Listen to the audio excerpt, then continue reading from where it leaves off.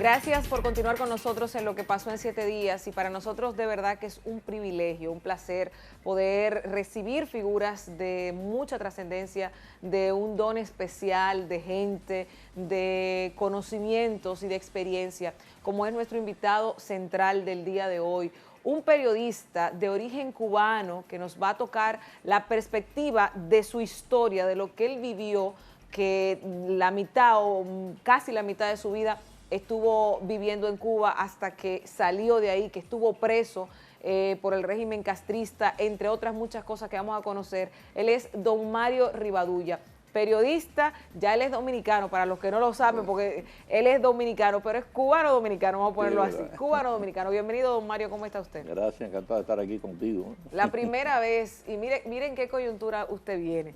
Viene a hablar de una situación que nosotros tenemos en República Dominicana tras el fallecimiento del líder comunista Fidel Castro.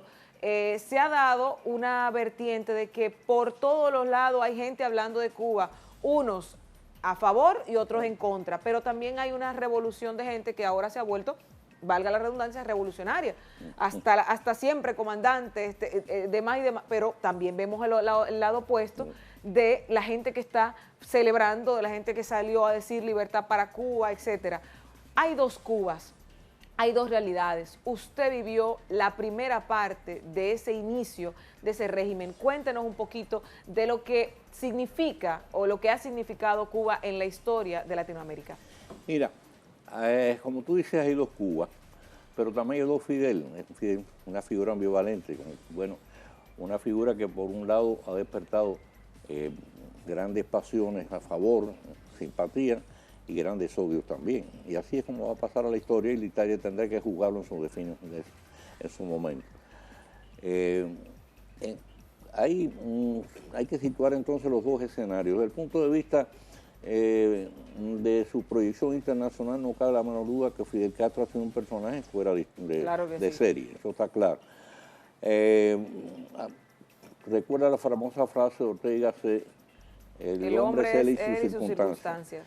En el caso de Fidel Castro se han dado toda una circunstancia que le permitió trascender en los límites insulares de Cuba para proyectarse a nivel internacional como una figura de carácter mundial, hasta el punto que en un momento determinado llegó a poner en riesgo la paz mundial cuando abocó a Estados Unidos y a la Unión Soviética prácticamente en una contienda nuclear, que afortunadamente ambos líderes entonces, Nikita Khrushchev por un lado y Kennedy por otro, bueno, conservaron la serenidad necesaria para superar aquella crisis, la famosa crisis de octubre.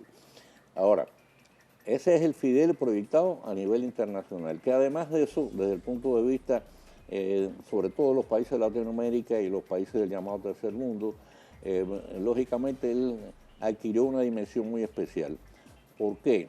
Bueno, porque acuérdate que en los países, la mayoría de los países nuestros, lamentablemente, en el curso de su devenir histórico, han sufrido intervenciones militares de los Estados Unidos, han tenido la presencia de empresas explotadoras, expoliadoras, han tenido la presencia también en la intervención de embajadores que por su nivel de arrogancia recuerdan el famoso personaje, el americano feo. En muchas ocasiones la política de Washington ha sido de apoyo, de respaldo a dictadores de Latinoamérica. Entonces todo eso fue creando un sentimiento subyacente anti-yanqui, que ha estado latente en todos estos años, la mayoría de los pueblos latinoamericanos. Y a los ojos de ellos, la figura de Fidel adquirió más o menos la efigie, la dimensión de que, bueno, él era el vengador que estaba en este caso, pasando a los americanos la factura por todos los agravios estos acumulados y todas estas humillaciones acumuladas a lo largo de todos estos años. Sobre todo parecía el David con la onda frente a Goliat, al poderoso Goliat. Entonces todo eso, como es natural, creó un aura favorable a Fidel Castro, que ahora tú la estás palpando, como tú señalaste, con el evento natural y inexorable, por lo que vamos a pasar todo el mundo, la muerte de él a los 90 años, después que lleva casi 10 años de retiro como consecuencia de su grave estado de salud que se fue progresando y acentuando en el tiempo. Pero hay otro Fidel, es el Fidel ya gobernante de Cuba. Y entonces cuando usted ve lo que ha ocurrido en Cuba en todos estos años, dice, bueno, ¿qué régimen es el que implantó Fidel Castro en Cuba? Fue un régimen de carácter dictatorial, absoluto y absolutista. Y ese régimen, la implantación de ese régimen en un país que él hereda con los más altos índices de desarrollo en América Latina, allá están los números de las Naciones Unidas. Cuba en todos los índices de desarrollo, de progreso, de educación, de salud, de alfabetización, de calidad de vida, de progreso industrial, de desarrollo de las comunicaciones. En todos esos índices, Cuba figuraba entre los 3 primeros países de Latinoamérica, de países mucho más desarrollados y más grandes, como la Argentina, Brasil, etc. Bueno, esa es la Cuba que hereda Fidel Castro. Una Cuba, naturalmente, en este caso, con una democracia que ya estaba fallida desde antes, primero por la corrupción de los gobiernos anteriores a Fulgencio Batista, que son los que crearon las condiciones para que Batista pudiera dar su golpe militar. Esa corrupción no desapareció con Batista, sino se mantuvo, pero además con el agregado, lógicamente, la represión propia de un gobierno dictatorial. Pero a pesar de eso, y esto parece una cosa contradictoria, dice, bueno, ¿cómo con ese marco Cuba mantenía esos niveles de desarrollo? Bueno, porque Cuba básicamente estaba formada por una sociedad, por sectores de la llamada sociedad civil, lo que aquí conocemos como sociedad civil, dinámica, creativa, vigorosa, que además de eso, primero, no estaba contaminada con la corrupción del sector público, combatió y censuró y combatió la corrupción de esos gobiernos pseudodemocráticos. Y segundo lugar, se enfrentó a la dictadura batista de una manera totalmente frontal. Fue la que alimentó todo el proceso de la Sierra Maestra, fue la que mantuvo el apoyo a ese grupo guerrillero en lo que es la lucha urbana, la retaguardia urbana. Es la que mandaba las medicinas en la sierra, la que mandaba los alimentos, la que mandaba las municiones, la que mandaba las armas. Entonces, esa sociedad era básicamente sana y esa sociedad fue la que mantuvo precisamente esos niveles de desarrollo a pesar de.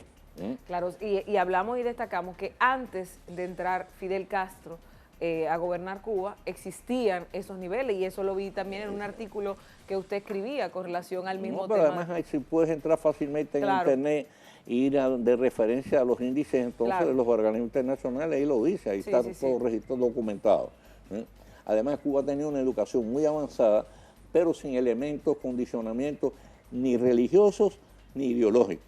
Era una educación laica y una educación sin ningún tipo de condicionamiento, te repito, carácter ideológico, que es lo que desgraciadamente ha contaminado todo el proceso educativo de Cuba después de la llegada de Fidel al poder.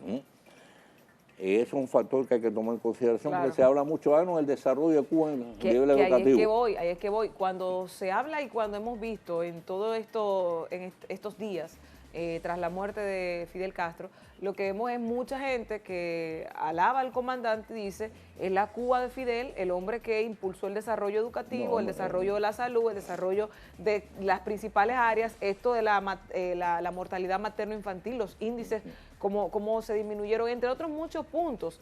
Y ahí también está el tema de la parte opuesta, todo lo que carece o de lo que hace falta en Cuba. Usted, por ejemplo, salió de Cuba porque, y su situación, usted estuvo preso, ¿por qué estuvo preso? Bueno, en primer lugar, fíjate, yo tuve una relación de amistad muy fuerte, de compañerismo con Fidel en el orden político.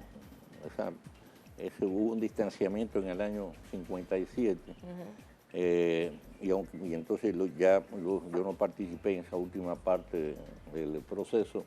Pero después del 1 de enero, yo fui un defensor apasionado del gobierno revolucionario, porque entendí, como entendieron tantos otros jóvenes de mi generación y tantos otros cubanos, inclusive no de la generación joven, sino maduros y hasta viejos, que iba a haber un cambio extraordinario, es decir, que Fidel era el redentor, que aquella revolución iba a poner Cuba a patas arriba, que iba a remediar todos los males que teníamos. Y lógicamente vino un proceso después de frustración, cuando empezó uno de los desvíos de carácter ideológico, cuando es decir, el programa original que había ofrecido Fidel Castro el 26 de julio empezó a distorsionarse por completo, a desdibujarse, y entonces todo aquello provocó un estado de frustración general. Inclusive muchos elementos revolucionarios que lucharon con Fidel Castro se sintieron decepcionados. Muchos salieron al exilio, muchos fueron presos, una gran parte fueron fusilados también, fueron sacrificados. Así que ahí empezó el proceso de frustración. Y es un proceso que después fue acentuándose y fue ganando cada vez una cantidad mayor de cubanos que se sintieron decepcionados. Yo he dicho ya cuál fue el costo en vidas humanas, en sufrimiento, de lo que fue instaurar esa dictadura.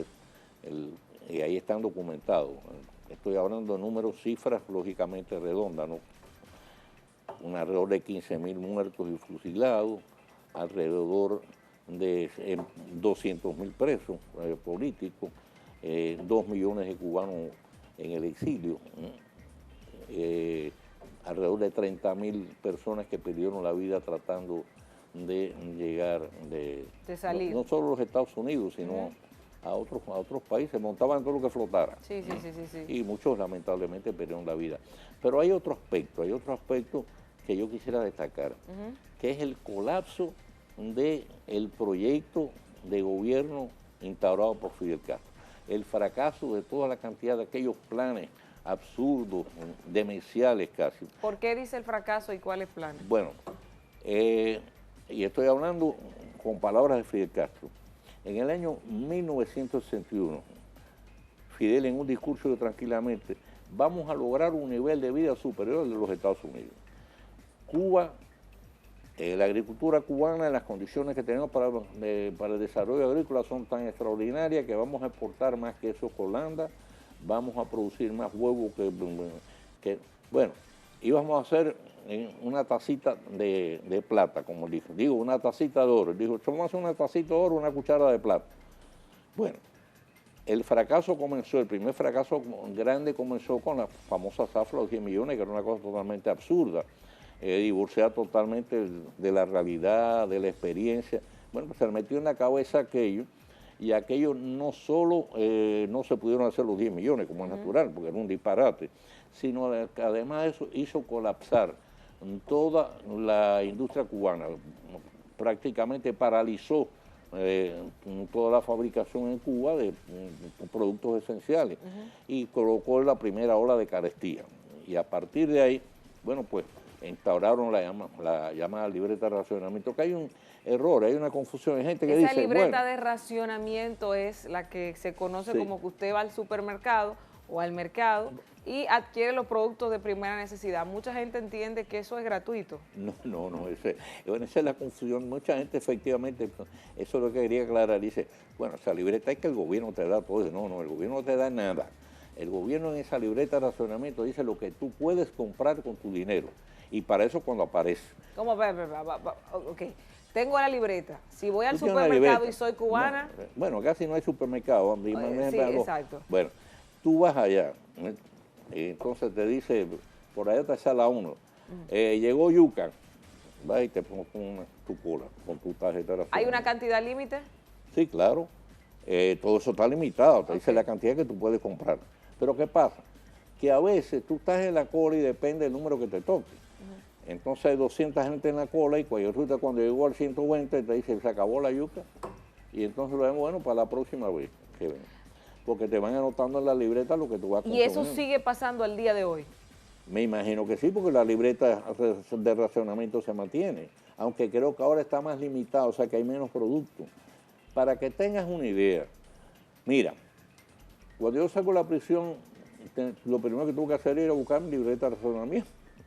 Entonces me la dieron, me tocaba una camisa al año, un pantalón al año, un par de zapatos al año, un pantaloncillo al año, una camisilla al año, un par de medias al año, un jabón de baño al mes, un jabón de lavar al mes, Que había que comprarlo, pero era lo único que le permitía. Es lo único que te permitía. No, lo que hacía la gente, pues, se iba para la bolsa negra, como es natural, porque Cuba empezó a funcionar la bolsa negra de inmediato. Claro. Y empezó el robo en todas las empresas del Estado. Pues, lógicamente, un ejercicio de sobrevivencia. Claro. Una vez yo recuerdo que Freddy Vera me preguntó en un programa que tenía él en El Gordo de la Semana, que cuál yo creía que era el mejor logro de la revolución y lo peor. Yo le dije, bueno, el mejor logro es que debido a las carestías el cubano ha tenido, en este caso, le ha despertado la creatividad. El cubano se ha vuelto un lince para poder sobrevivir. Y lo peor de todo, que se han tenido que convertir en rateros todos. Todos tuvimos que convertirnos en rateros. Robar por aquí, robar por allá para poder sobrevivir. Sí, porque no.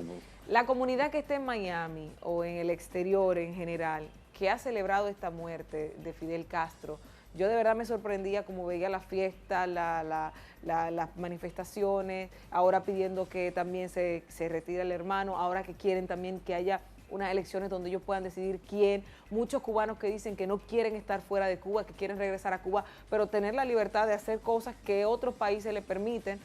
Eso que está pasando, ¿qué opinión le merece? Fíjate, acuérdate que han pasado 50 y tantos años, ¿no? Entonces, la composición del exilio cubano, le llaman exilio, pero hay exilio y emigración, son dos cosas. Yo diría que la primera oleada fue de exilio. Básicamente tú puedes decir que exiliado es el que tiene algún tipo de persecución política. Los demás son emigrantes. Si hay un tratado de salir de Cuba con la finalidad de conseguir mejores perspectivas de vida. Y esa emigración básicamente está integrada, y esto es que llamativo, está integrada por las nuevas generaciones. O sea, las que se formaron en Cuba bajo el sistema, pero que pasando el tiempo, bueno, ¿dónde voy yo? ¿Qué proyecto de vida puedo desarrollar en el marco de este país? Y sencillamente han buscado la forma de irse. Ahora, hay un exilio que pudimos llamar la parte más radical. La parte más radical es un exilio que ha ido envejeciendo, ha ido muriendo mucha gente, como es natural, por el paso del tiempo. Entonces, ese exilio cada vez, por así decirlo, es menor, más reducido por razones obvias, naturales. Ahora, ¿qué pasa? Ponte que yo no comparto ese tipo de expresiones. Digo, porque además yo contemplo este problema de Cuba no desde el punto de vista de un resentimiento personal, sino con criterio político. Claro. Entonces, pero yo entiendo, en este caso, esas expresiones a que tú te refieres, de ese grupo que cada vez más resulta más reducido, de gente que, oye, están resentidos. Claro. ¿Por qué?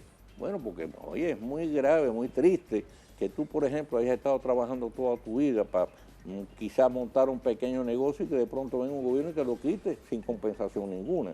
Que tú hayas tenido, por ejemplo, un hermano que disintió del gobierno y lo haya metido 20 años preso, o que lo hayan fusilado. O sea, son gente que tiene una carga de resentimiento y de sufrimiento encima que han alentado todos estos años. Y lógicamente, aquí vieron como responsable de eso a Fidel Castro. Entonces se murió Fidel y entonces empiezan a aplaudir, se sienten alegres. Pero desde el punto de vista político, que es como yo lo analizo, yo no creo que eso va a tener ningún tipo de consecuencia, me refiero al aspecto de cambios fundamentales de Cuba. Y aquí voy, ahora tras la muerte de Fidel Castro, ¿cómo se proyectaría el futuro de Cuba? ¿Qué usted cree que pase en Cuba a raíz de todo lo que ha estado viendo y de las manifestaciones en los medios de comunicación y a nivel político internacional? Bueno, yo no creo que ocurra ningún tipo de cambio fundamental. Yo estoy convencido que en algún momento, Cuba, lógicamente, tú no puedes marchar continuamente a contracorriente de la historia. Cuba es un país congelado en el tiempo. Entonces, en algún momento, de todas maneras, pues se van a producir una serie de cambios en Cuba, pero no con el dramatismo, no con la rapidez, no con la plenitud que mucha gente está soñando, está aspirando. Y en esto hay que ser muy realista. Mira, yo te decía fuera de cámara, si Fidel se hubiera muerto de repente, estando en el poder, uno podía especular sobre la posibilidad, como ocurre casi siempre en este tipo de sistemas, de que se produjera una lucha por la sucesión, una lucha interna por la sucesión. Eso no va a ocurrir, ni creo que vaya a ocurrir por una razón sencilla. Y esa sucesión data de 10 años. Es decir, hace 10 años Fidel, por razones obvias de estado de salud, tuvo que pasarle la batuta a su hermano Raúl. déjame decirte, y para que no haya confusión, ya en el año 1959, cuando él llegó al poder, ya él en un discurso dijo, bueno, si hay alguien que está pensando en atentar contra mí, quiero decirle que el que va a coger la batuta es mi hermano. Y mi hermano, ya lo predijo sí, antes. Y mi hermano es peor que yo. No lo declaró, mi hermano es el sucesor. En 1959. Sí, entonces él le entregó el mando a Raúl. Hay gente que piensa, bueno, pues Raúl es un monigote, que el hermano lo estuvo manejando. No, no es así. Raúl Castro es un individuo de formación, la que no tenía Fidel. Me refiero a formación porque Fidel lo que era el líder de una personalidad abrumadora. Raúl no es esa clase de individuo, pero Raúl es una persona mejor formada políticamente que Fidel. Y aparte es una persona organizada.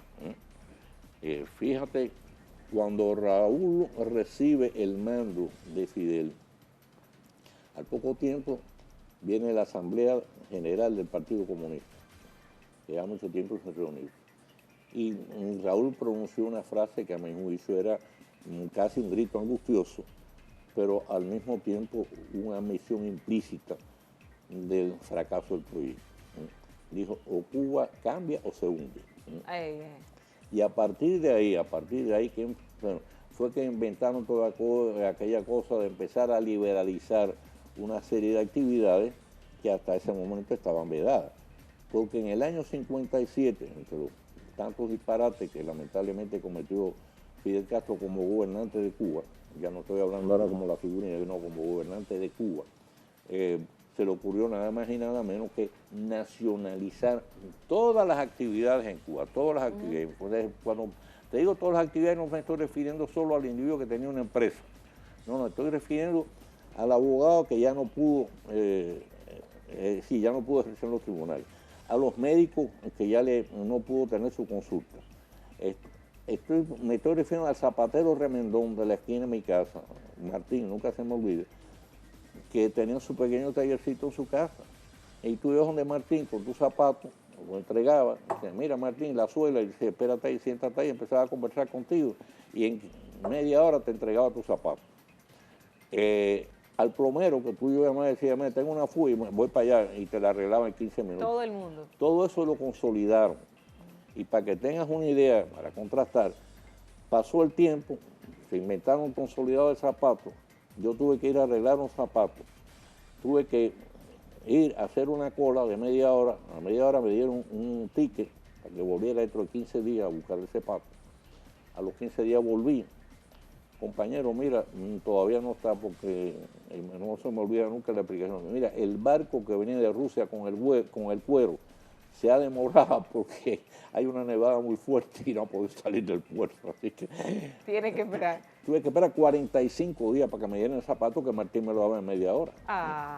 Eso es terrible. Bueno, todo eso entonces lo conseguimos. Y entonces con Raúl empezó el proceso de liberalización de toda esa actividad, porque se dieron cuenta que era un total disparate. Claro. La producción en Cuba se cayó. Un país que era le llamaban la azucarera del mundo, el primer productor de azúcar del mundo. Cuando Fidel llegó al poder había producido 4,5 millones de toneladas.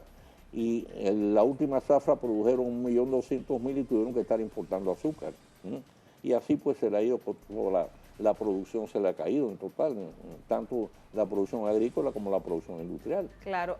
Antes de cerrar, don Mario, me gustaría conocer su perspectiva con relación al tema de que el enemigo principal de los Castro, de Cuba, para muchos, ha sido Estados Unidos, como usted bien menciona. Ya Estados Unidos está siendo o va a ser comandado por un nuevo presidente, un presidente que ha sido bastante controversial, Donald Trump.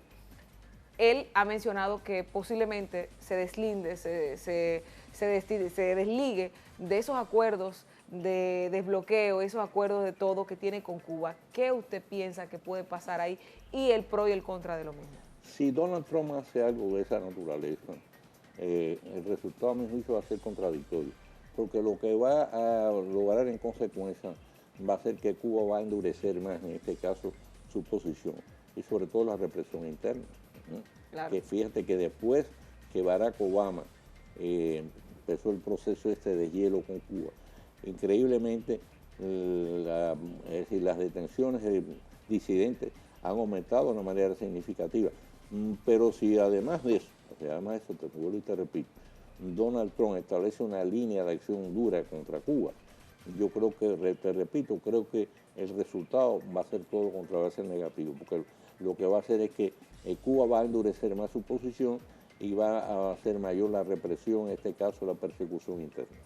Bueno, ya usted lo dijo, don Mario, de verdad que agradecerle muy especialmente que haya tomado su tiempo para compartir con nosotros esta perspectiva de las dos Cubas, como yo digo hay dos Cubas porque hay dos tipos de personas hablando en todos los medios, en las redes sociales, en cualquier artículo de prensa, vemos posiciones diferentes y escuchándolo a usted tenemos que decir que cada uno tiene una razón, hay que decirlo que cada quien tiene una posición razonable, entendiendo desde qué punto pueda referirse. Gracias, don Mario. Recuerda el poema de Campo Amor, todo es de color cristal con que se mira. Así mismo es, nada en este mundo es verdad ni es mentira, todo dependerá siempre del cristal con que se mira. Don Mario Rivadulla, periodista de origen cubano, radicado aquí, nacionalizado dominicano, que ha estado compartiendo con nosotros aquí, lo vemos en Teledebate, ahora en el Canal 16, éxito, don Mario, y usted sabe que le tenemos mucho aprecio y que lo deseamos en lo mejor siempre. A ustedes no se muevan cuando regresemos con más en la parte final de Lo que pasó en 7 días.